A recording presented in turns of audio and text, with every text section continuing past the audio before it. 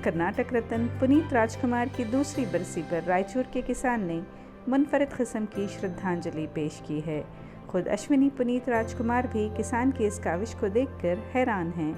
रायचूर के श्रीनिवासा कैंप के किसान सत्यनारायणा ने अपने 2 एकड़ धान के खेत में जापानी टेक्नोलॉजी का इस्तेमाल करते हुए चावल की मुख्तलिफ अक़साम उगाई हैं और पुनीत राजकुमार की तस्वीर बनाई है।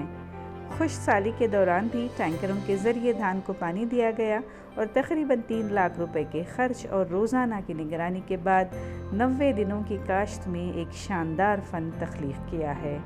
पोर्ट्रेट के नीचे कर्नाटक रत्न और दीगर किरदार भी लिखे गए हैं। हर एक हर्फ 40 फीट का बना हुआ है।